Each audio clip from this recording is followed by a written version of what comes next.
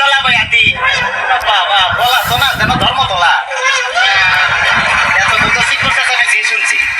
doctor সাহেব আমার হইল কি ফেটে বেদনা আচ্ছা ফেটে ব্যথা শুয়া পড়ো কি এইখানে ব্যথা জিনা আরেকটু নিচে এইখানে ব্যথা জিনা আরেকটু নিচে এইখানে ব্যথা জিনা আরেকটু নিচে এইখানে জি জি এইখানে ধরবে না দিছি না সে কতক্ষণ